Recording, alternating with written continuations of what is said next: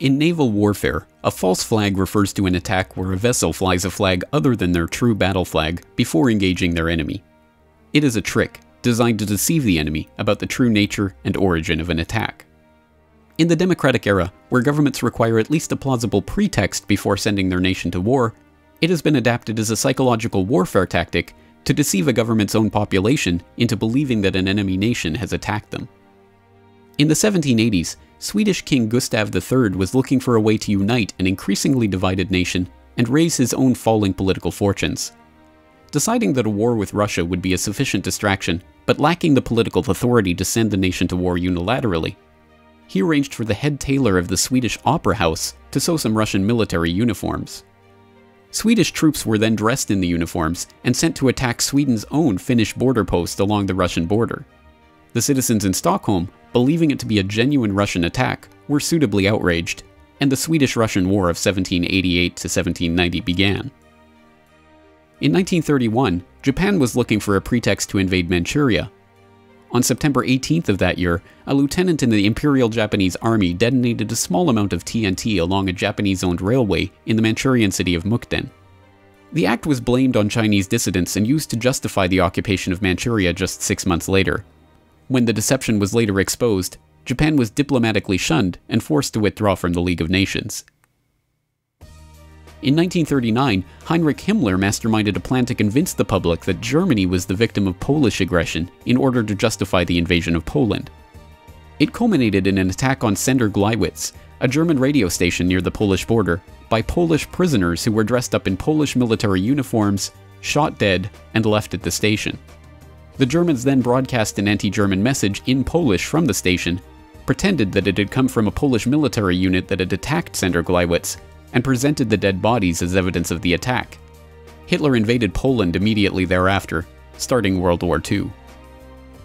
In 1954, the Israelis hired a number of Egyptian Jews to plant bombs in American and British cinemas, libraries, and other civilian targets, to be blamed on the Muslim Brotherhood or other malcontents. The plan, known as the Lavon Affair, was part of an effort to convince the British to retain their military presence in the occupied Suez Canal zone. Several bombings took place, but the British were ultimately forced out after Nasser nationalized the canal in 1956. In 1962, the U.S. Joint Chiefs of Staff authored a document called Operation Northwoods, calling for the U.S. government to stage a series of fake attacks, including the shooting down of military or civilian U.S. aircraft, the destruction of a U.S. ship, sniper attacks in Washington, and other atrocities, to blame on the Cubans as an excuse for launching an invasion. President Kennedy refused to sign off on the plan and was killed in Dallas the next year. In August 1964, the USS Maddox, a U.S. destroyer on patrol in the Gulf of Tonkin, believed it had come under attack from North Vietnamese Navy torpedo boats, engaging in evasive action and returning fire.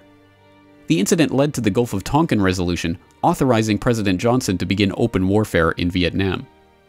It was later admitted that no attack had occurred, and in 2005 it was revealed that the NSA had manipulated their information to make it look like an attack had taken place.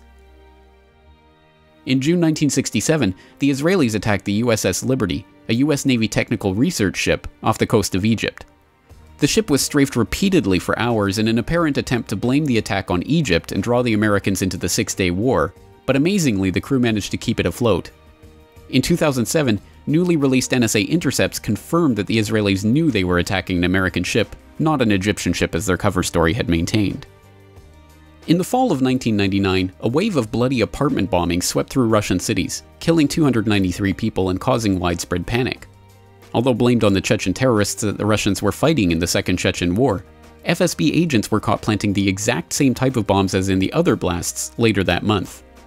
The government claimed that the bomb was part of a security exercise, and Vladimir Putin came to power as the next Russian president on the back of the terror wave later that year.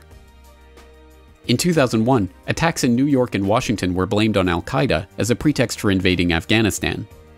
In the months leading up to the event, American negotiators had warned Afghanistan's Taliban that they were interested in securing right-of-way for proposed pipeline projects, and the US would achieve this with either a carpet of gold or a carpet of bombs. The Bush administration's first major national security directive, a full-scale battle plan for the invasion of Afghanistan, including command and control, air and ground forces, and logistics, was drafted and sitting on the president's desk to be signed off on September 4th, 2001, 7 days before the 9/11 attacks.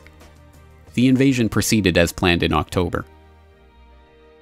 These are but a few of the hundreds of such incidents that have been staged over the centuries to blame political enemies for attacks that they did not commit. The tactic remains in common use today and will continue to be employed as long as populations still blindly believe whatever their governments tell them about the origins of spectacular terror incidents. And read for yourselves the verdict reached by our intelligence community about the chemical weapons attack the Assad regime inflicted on the opposition and on opposition-controlled or contested neighborhoods in the Damascus suburbs on the early morning of August 21st. For more news and information, please follow the RSS feeds at corbettreport.com, subscribe to this YouTube channel, or follow us on Twitter @CorbettReport.